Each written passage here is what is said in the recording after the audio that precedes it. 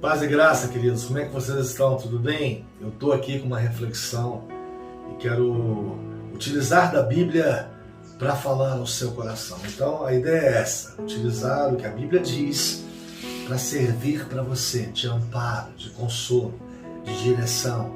Essa é a finalidade. O Salmo 119, versículo 65, tem uma expressão assim, no mínimo intrigante, interessante. O texto diz assim: antes de ser castigado, versículo 67, por favor, Salmo 119. Eu andava desviado, o texto diz isso. Antes de ser castigado, ter a dor, a aflição, a angústia, o cárcere, eu andava desviado, diz o texto. Mas agora obedeço a sua palavra.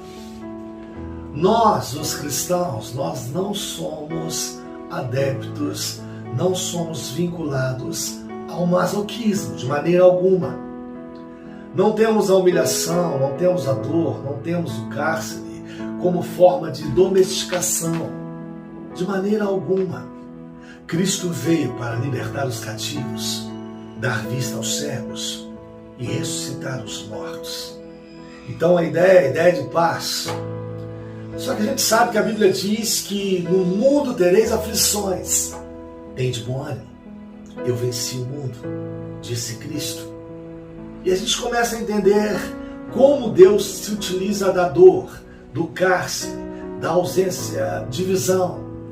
Deus pega essas coisas e parece que a Bíblia ela é apresentada como forma pedagógica. Deus pega isso para ensinar as pessoas, para atrair as pessoas, para sensibilizar as pessoas.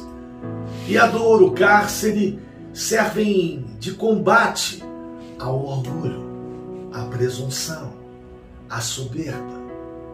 É um combate que dissipa e faz as pessoas terem uma nova visão. Então a dor, a questão da humilhação, a questão do sofrimento, a questão da prisão servem de forma pedagógica para Deus fazer isso um instrumento de libertação em muitos casos.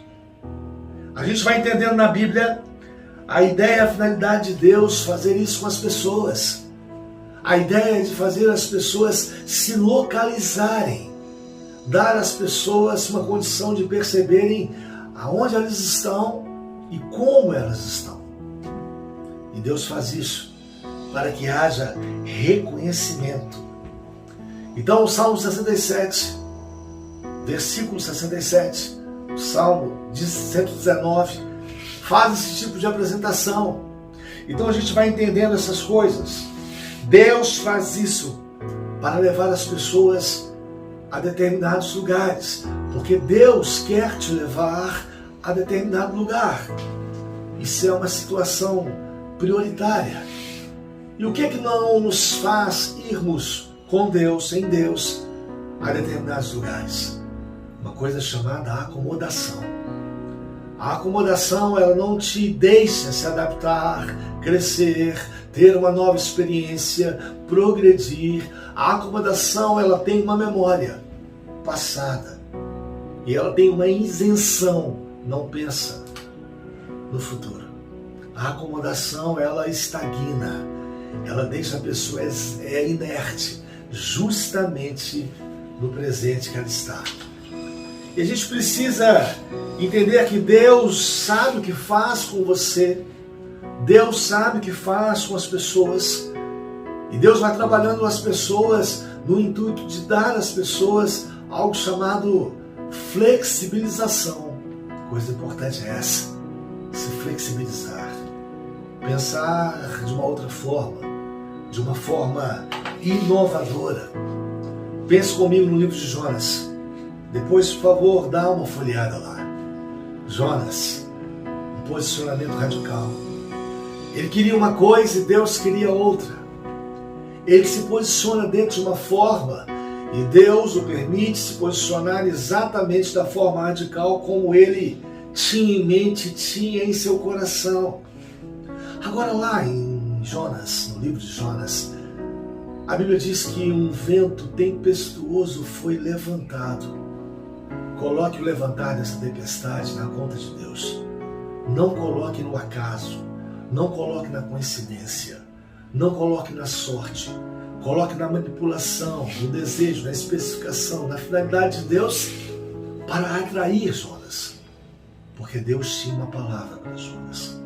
Deus tinha uma conversão para Jonas. A ideia de Deus era flexibilizar a vida de Jonas. A ideia de Deus era dar a Jonas uma condição de saída da sua acomodação, do seu radicalismo. E a gente tem que pensar nisso. Então a pergunta que se faz para a gente melhorar essa reflexão é: o que está acontecendo com você? Que tipo de situação você está sendo envolvido? Que tipo de ameaça você acha que você tem? Pare para pensar nisso. Pare para pensar nisso, porque a atenção que você tem que dar é baseada naquilo que Deus tem a fazer com você. E prestar atenção na ação de Deus, na permissão de Deus, ainda que seja movido pela dor, pelo cárcere, ainda que seja movido por outros tipos de situações que nos fazem sofrer, Deus tem uma palavra para você nessa situação. Então comece a pensar nisso. Você foi chamada para realmente não ser masoquista, não se adaptar ao sofrimento. O sofrimento para Deus é algo pedagógico, algo que serve como instrumento de ensino. O que Deus está tentando te ensinar? Pare para pensar nisso. Deus tem um plano na sua vida. Deus tem uma vontade para você. Deus vai realizar, e nenhum dos planos de Deus podem ser frustrados. Que Deus te abençoe na situação que você está. Deus tem um plano nisso. Amém.